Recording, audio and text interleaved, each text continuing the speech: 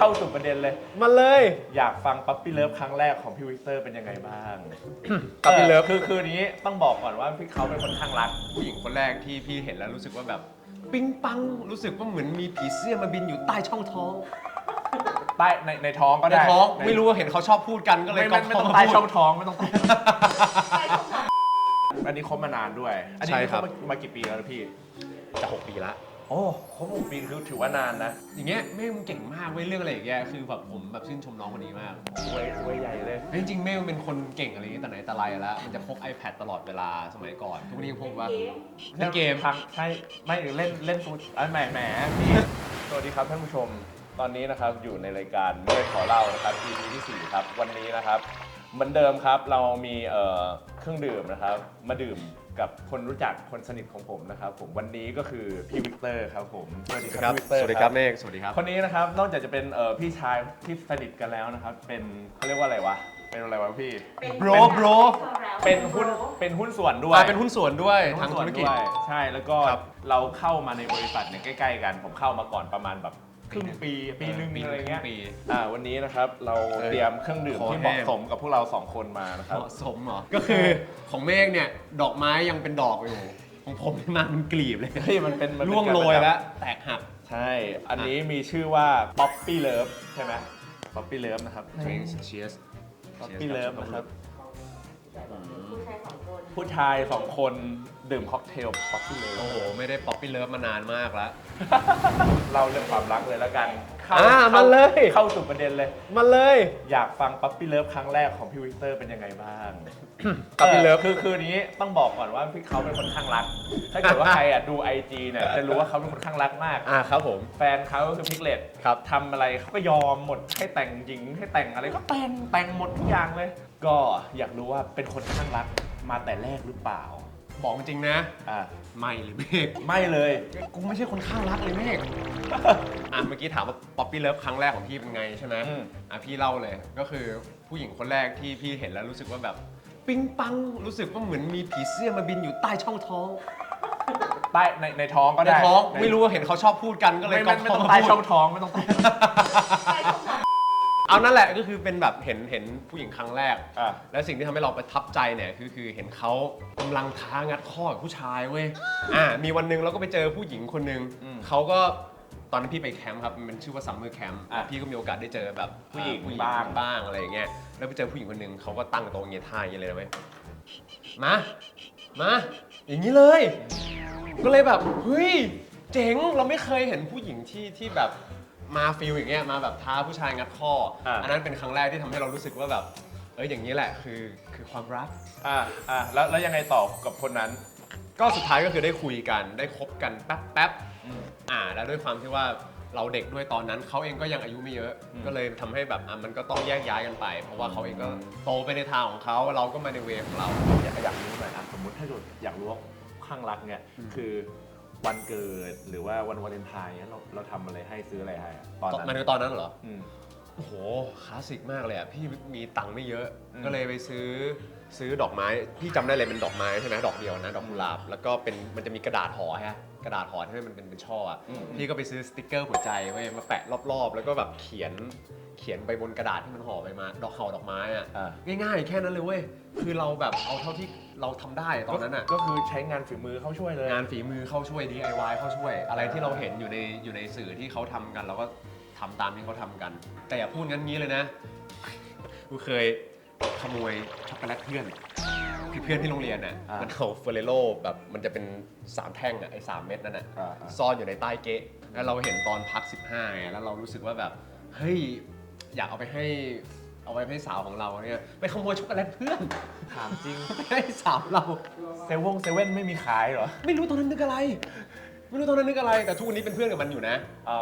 แล้วเพื่อนรู้รู้ละคือเล่าให้เขาฟังไปนานมากแล้วก็กลายเป็นโจ๊กที่เล่าในตลกอะไรอย่างเงี้ยขโมยของเพื่อนไปให้สาวนี่มันของโจรนี่หว่าของโจรนะบอกเลยของโจรงั้น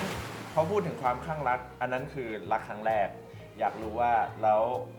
รักปัจจุบันล่ะเป็นยังไงบ้างไหนเล่าให้ฟังหน่อยสิอย่างเช่นแบบวันสำคัญเนี้ยเราเคยให้อะไรบ้างพี่รู้สึกว่าไอ้ของพวกนี้มันให้เรื่อยๆอยู่ละแต่เอาจริงๆนะพี่ไม่อยากจะไปแบบแรกๆเรายังรู้สึกว่า มันเป็นสิ่งสำคัญที่ต้องทำ อืม แต่หลังๆอ่ะพี่รู้สึกว่ามันควรจะต้องเริ่มมาจากอะไรบางอย่างก่อนแล้วไอ้พวกนั้นค่อยตามมา อ่าฮะ เช่นพี่รู้สึกว่าพอเราเริ่มโตขึ้นอ่ะ อืม ความสัมพันธ์สำคัญกว่าสิ่งเหล่านั้น ใช่ คือบางทีมันอาจจะไม่ใช่แค่ตัวของเว้ยบางทีเขาอาจจะแค่ต้องการโมเมนต์example เช่นอย่างเมื่อกี้พูดอะไรนะวาเลนไทน์ใช่ไหมวันสำคัญก็ อืม อย่างวาเลนไทน์ถามว่าผู้หญิงทุกคนเขาอยากได้ช่อดอกไม้ไหมบางทีเราไม่ต้องแบบเขาเรียกว่าอะไรไม่จำเป็นจะต้องไปสนใจว่ามันของเป็นอะไรหรืออะไรบางทีมันอาจจะไม่ใช่ดอกไม้ก็ได้เว้ยบางทีวาเลนไทน์พี่ก็ไม่ได้ซีเรียสว่าจะต้องให้เป็นของให้เป็นอะไรอะไรอย่างเงี้ยบางทีเราก็เป็นช่วงเวลาเป็นโมเมนต์ที่แบบพี่พาเขาไปแล้วไปอยู่ด้วยกันอะไรอย่างเงี้ยไปเป็นแบบอยู่กับเขาหรือว่าบางทีเราก็อาจจะไม่ใช่ให้เป็นแบบดอกไม้ อืม แต่อาจจะเป็นอย่างอื่นแทน อะไรอย่างเงี้ย แบบ ที่ อาจจะพาไปเที่ยวเป็นดินเนอร์ ใช่ ไปทำอะไรที่ปกติเรารู้สึกว่า เอ้ย เราควรทำด้วยกันอะไรอย่างเงี้ย ใช่ ใช่ไหมอันนี้คบมานานด้วย อันนี้ ใช่ ค ครับ บมากี่ปีแล้วนะพี่ จะ6 ปีละ โอ้คบ6 ปีคือถือว่านานนะ เอาจริงๆแล้วผมไม่เคยคบ ไม่เคยแบบตั้งแต่ในชีวิตมีแฟนมา ผมไม่เคยมีแฟนเกิน 2 ปีเลย ไม่ได้เคยคบเกิน2จริงไม่เคยคบเกิน 2 ปีเลย เพราะว่า มันก็ไม่รู้ว่าเพราะว่าอะไร เอาจริงๆอาจจะเป็นเพราะว่าผมชอบชีวิตโสดด้วยละมั้งไม่รู้เหมือนกัน ไม่รู้ แต่ว่าต้องบอกว่าผมมีช่วงเวลาที่ผมโสดนานกว่าช่วงเวลาที่มีแฟน อย่างแบบตอนนี้ผมโสดมาประมาณ 6 ปีแสดงว่าเป็นคนไม่ขี้เหงาเลย มันก็มีความขี้เหงาอยู่นะ แต่ว่าแบบเราจัดการได้อะเหมือนแบบ เราเล่นเกมอะเราเล่นเกมเรามีเกมเป็นเพื่อนอะใช่ไหมครับพี่ หาพวกจริงๆเห็นพี่อย่างเงี้ยพี่เป็นคนขี้เหงานะเว้ยแต่ว่าเราก็จะมีวิธีการจัดการในแบบของเราไม่เหมือนกัน อยากรู้ว่ามันมีเคล็ดลับมีเทคนิคอะไรไหมคือแบบอย่างน้อยๆถ้าเกิดว่าใครได้ดูจะได้รู้ว่าแบบเอาวิธีพวกเนี้ยอาจจะไปใช้บ้างในชีวิตคู่ อันดับแรกเลยนะ พี่ว่าต้อง2 คนว่ะคนหนึ่งตบมือข้างเดียวไม่ดังผู้หญิงเฮ้ยยังไงวะ ไม่นะผมตบไหลกับเข้าเรื่องต่อเลย คือจะบอกว่าฝั่งนั้นเขาก็ต้องแบบมีส่วนด้วย คือไม่ใช่แค่เราแบบเขาเรียกว่าอะไรอ่ะไม่ใช่แค่เราแบบใส่ใจฝั่งเดียวฝั่งนั้นเขาก็ต้องแบบใส่ใจด้วยมันก็มันทำให้เรา2 คนแบบอยู่ด้วยกันนานๆได้ อันนี้อันดับแรกเลยนะสำคัญมาก อันดับ 2 ใจเย็นคำนี้นะง่ายๆแต่มันใช้ได้กับทุกเรื่องเลยเว้ยแม่งคือพี่รู้สึกว่ามันกับการทำงานกับเพื่อนฝูงกับคู่ของเราอะไรอย่างเงี้ยพี่รู้สึกว่าคำว่าใจเย็นเนี่ยมันสำคัญมากเว้ยมันคือหัวใจของทุกอย่างเลย คือถ้าสุดท้ายมันกลับมาใจเย็นเนี่ยทุกอย่างมันจะถูกเคลียร์ด้วยตรรกะจริงๆ ก็เอาอย่างนี้แล้วกันมันหมายถึงว่าถ้าเกิดว่าเราใจเย็นเนี่ยทุกๆอย่างมันจะจัดการได้ง่ายขึ้น เราจะมองเห็นทุกอย่างได้ชัดเจนมากขึ้นถูกไหมงั้นเอางี้แล้วกันคือผมอ่ะคือช่วงเนี้ยมันมาแรงมากเรื่องแบบผู้ชายทำร้ายร่างกายผู้หญิงนะพี่มีความคิดเห็นยังไงบ้าง ไม่เวิร์กเลย ไม่ เวิร์กเลยในฐานะที่แบบเราชอบเล่นกีฬาพวกเนี้ยนะเราชอบเล่นกีฬาโดยเฉพาะกีฬาเกี่ยวกับ martial arts ศิลปะการต่อสู้อะไรอย่างเงี้ยแล้วเราเองก็รู้สึกว่าเอาจริงๆนะไม่ว่าจะหญิงหรือจะชายหรือจะเพศไหนอะเรื่องแบบเนี้ยมันไม่ควรเกิดขึ้นเลยเลยศูนย์เลยคือไอ้เนี่ยผมมองว่ามันควรอยู่ในสังเวียนว่ะมันไม่ควรจะอยู่ข้างนอกนึกออกแล้วกับผู้ชายทำร้ายร่างกายผู้หญิงเนี่ยมันยิ่งแบบไม่รู้จะพูดยังไงวะคือมันรู้อยู่แล้วว่ามันไม่ควรอ่ะเอาจริงๆผมเคยได้ยินเรื่องหนึ่งอันนี้เป็นเรื่องที่มันจะมีเรื่องเขาเรียกว่าจิตวิทยาเด็กอะครับมีอยู่ส่วนหนึ่งที่เขาพูดเหมือนกันกับการที่ว่าอันนี้พูดถึงพ่อแม่นะคืออยากจะแนะนำว่าถ้าเกิดว่าเราเป็นพ่อแม่คนน่ะเวลาจะลงโทษลูกอะใช้ความรุนแรงให้ได้น้อยที่สุดอย่าตีลูกอย่าอะไรใช้ด้วยวิธีการคุยหรืออะไรก็ตามที่มีเหตุมีผลมากกว่านั้นต้องบอกเลยว่าถ้าเกิดว่าเขาทำร้ายลงมือทำร้ายร่างกายเราอ่ะนั่นไม่ใช่ความรักแล้วอ่ะนั่นมันอันตรายแล้วอ่ะถ้าพ่อแม่คนไหนคิดว่าการทำร้ายร่างกายลูกการตีลูกการลงโทษลูกด้วยวิธีการแบบนี้เป็นสิ่งที่ถูกต้องอ่ะผมอยากให้มองใหม่เพราะว่าต่อให้คุณน่ะรู้สึกว่าคุณเลี้ยงลูกมาแล้วลูกคุณโตมาเป็นคนที่ดีมากก็ตามอ่ะแต่ถ้าเกิดว่าเขาไปเจอคู่ที่ลงไม้ลงมือกับลูกคุณน่ะลูกคุณจะออกกับความสัมพันธ์นั้นไม่ได้เลยแล้วคนที่สูญเสียไม่ได้สุดอ่ะคนที่รู้สึกเจ็บใจคนที่รู้สึกแบบเสียใจไม่ได้สุดมันจะไม่ใช่ใครเลยคือตัวเขาเองอ่ะแล้วคุณก็จะรู้ว่าแบบลูกคุณอ่ะต้องพบกับแบบนรกบนดินแค่ไหนอันนี้ก็อยากบอกไว้นะครับเครียดว่ะกินเลยอ่ะกินหมดเลยแล้วกันยกให้หมดเครียดเลยว่ะเอางี้ดีกว่า ทุกคนอาจจะไม่รู้เราเป็นหุ้นส่วนกัน ในยิมมวยสากลชื่อว่า The Art of Boxing Academy สุขุมวิท 71 เอางี้ พี่เล่าอะนะ ก็คือผมอ่ะมีผมมีเม่ครับ แล้วก็จะมีหุ้นส่วนอีก2 คน ก็เปิดยิมนี้ขึ้นมาด้วยแพชชั่นก็คือหลังจากที่พี่ต่อยเทนไปเทนตอนนั้นเสร็จ ใช่ แค่นั้นเลยเว้ย ตอนนั้นเริ่มต้นมาจากแค่เมฆอ่ะเขาเรียนเขาซ้อมมวยมาเหมือนกัน แล้วก็หลังจากนั้นเขาก็แบบมีแพชชั่นที่ใกล้กับผม ก็เปิดยิมเลย ซึ่งผมอ่ะตอนนั้นก็อยากจะเปิดอยู่แล้ว แล้วก็มีน้องอีกคนนึงไอ้ป๊อปอันนั้นก็เป็นเล่นเขาเรียกว่าอะไรอ่ะ mixed martial art เป็นแบบ MMA เหมือนกัน ก็เรียนมวยเหมือนกัน แล้วก็เปิดยิมขึ้นมากลายเป็นยิมมวยขึ้นมาแบบงงๆอะไรอย่างเงี้ย ครับ แล้วเราก็หาหุ้นส่วนเพิ่ม ใช่ ก็คือคนหนึ่งคือพี่เป็ดเขาทำลงนมบอยเป็นแบรนด์ชุดกีฬา เสื้อผ้ากีฬาอะไรอย่างเงี้ย ไก่คนหนึ่งคือโจนาธาน พี่ชายไบเบิล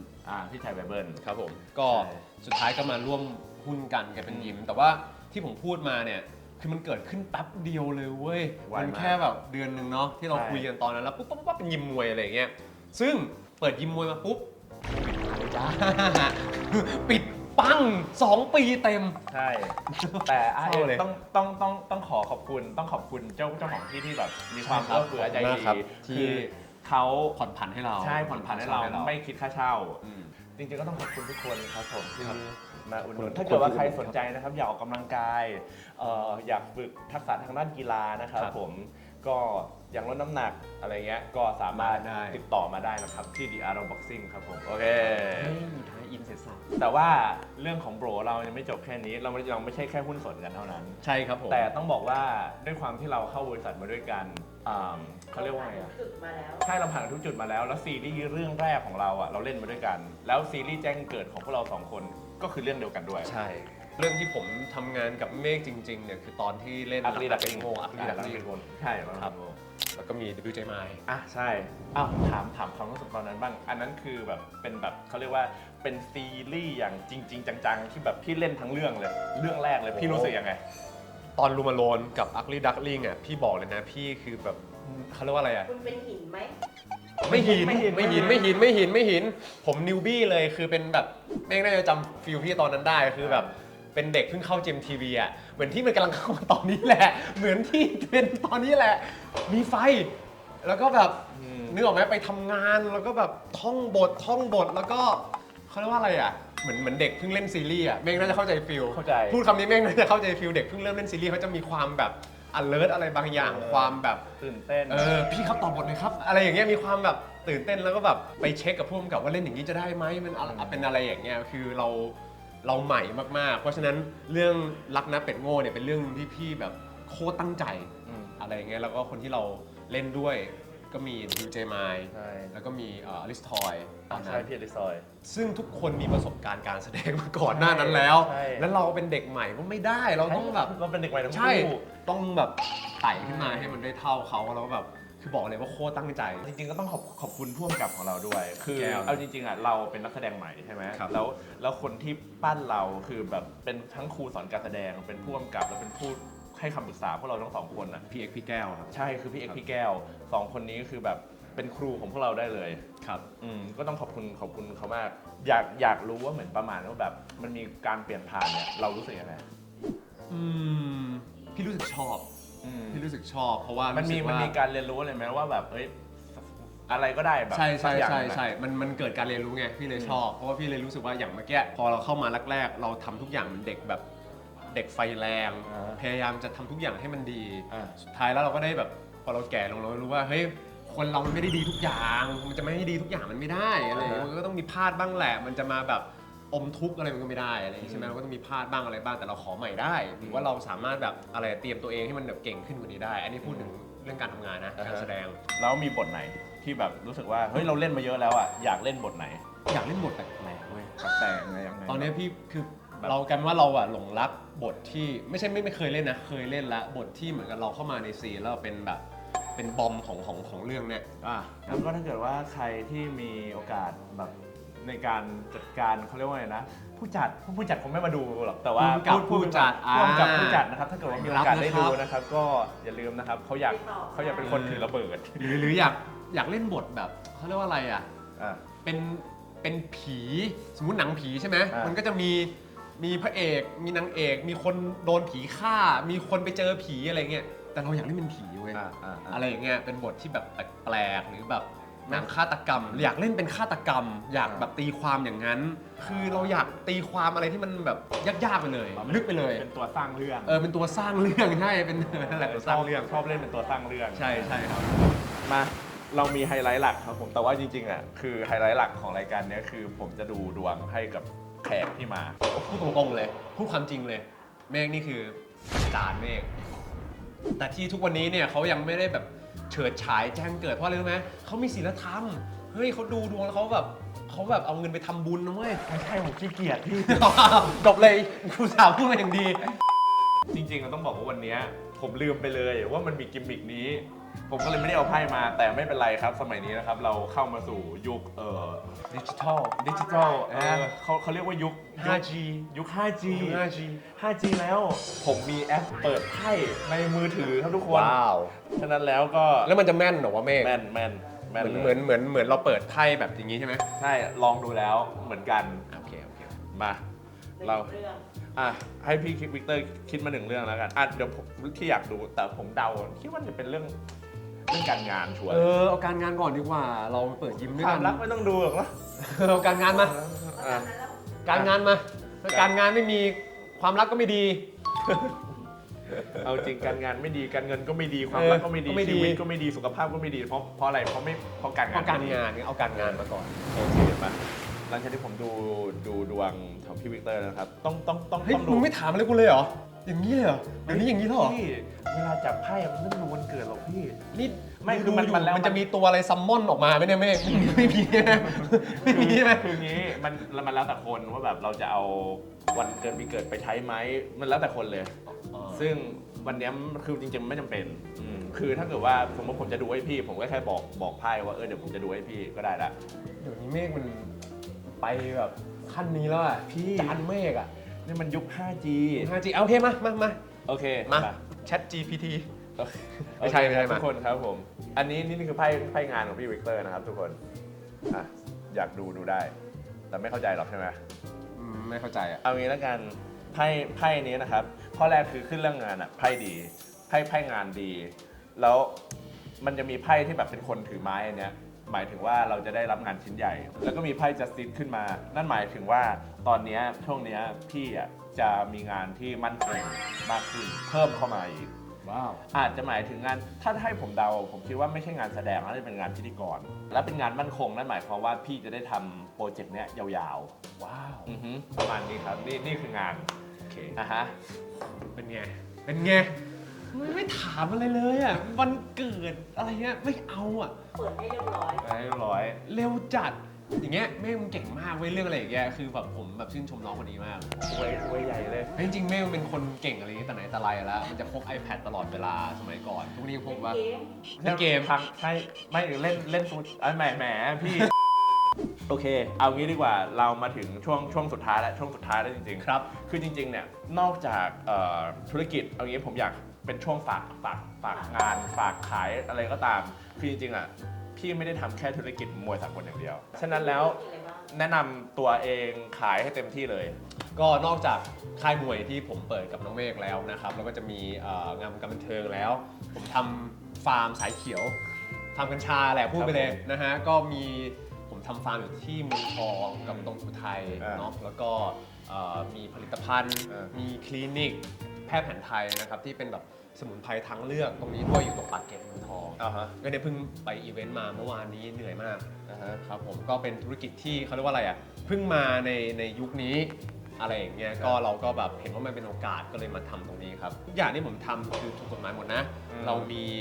ใบรับรองเรามีอย.เรามีแบบทุกอย่างอยู่ในสายตาของกฎหมายหมดครับผมอันนี้ยืนยัน ถ้าเกิดว่าใครสนใจอยากทำอะไรประเภทนี้หรือว่าสนใจสินค้าก็ติดต่อได้ ครับ Nature Master ครับบริษัทเมงเป็นเพจชื่อว่า Nature Master เข้าไปติดต่อได้ แล้วงานล่ะครับ งานตอนนี้ก็จะมีซีรีส์ครับผมที่ออนแอร์อยู่ตอนนี้ก็จะมี 2 เดือนที่มีน้องโอมเล่นด้วย แล้วก็จะมีที่ถ่ายอยู่ตอนนี้ลองดูก็เดี๋ยวใน IG ผมจะอัปเดตเรื่อยๆครับผม แ ไปฝากยิมมวยด้วยแล้วกัน โอเค งั้นก็ฝากทีมมวย ฝากยิมมวยของผมกับเมฆหน่อยละกันนะครับ เพราะว่าตอนนี้ก็เรียกได้ว่าอะไรอ่ะ มีคนเข้ามาเรื่อยๆ แต่อยากได้อีก เนี่ยได้ อยากได้อีกนะครับ ได้ ผมก็มาเป็นคอมมูนิตี้เดียวกับเรา แล้วก็มาออกกำลังกายร่วมกันก็ได้ครับ ที่ ครับผม สุขุมวิท71 ใช่ครับผม The Art of Boxing 11นะครับ The Art of Boxing ครับผมก็มาเจอกันได้เลย อย่างไรก็ตามนะครับผมก็ขอขอบคุณสถานที่นี้นะครับผมก็คือ Have a Nice Day Tea House and Bar นะครับผมก็เป็นร้านของเพื่อนๆเราอีกแล้วครับ ก็คือ Top Tab จิรกิจนั่นเองครับ ก็คือคนที่ไปโผล่ในเทปที่แล้วนะครับผมก็คือเทปที่แล้วอ่ะ เพิ่งถ่ายที่นี่เนี่ย ไม่ถ่ายที่นี่ อ๋อ ไปดื่มร้านอื่น แต่พอเรามาร้านเขาอ่ะก็ เขาไม่มา เขาไม่มา โอเค ก็ขอบคุณท็อปแท็บมานะ เป็นน้องที่น่ารักครับเป็นน้องที่น่ารักอีกคนหนึ่ง ขอบคุณท็อปแท็บขอบคุณสถานที่ด้วยนะครับผมก็สำหรับวันนี้ขอบคุณมากๆครับผมถ้าเกิดว่าชอบนะครับผมอย่าลืมกดไลค์กด subscribe นะครับผมแล้วก็คอมเมนต์กันได้นะครับชอบอันไหนไม่ชอบอันไหน ก็คอมเมนต์ได้ ก็คอมเมนต์ได้อะครับผมก็ขอบคุณทุกๆคนมากเลยนะครับผมก็สำหรับวันนี้ขอบคุณมากครับเมฆขอเล่าเอาชนแก้ว ชนแก้ว ไป เอาให้หมด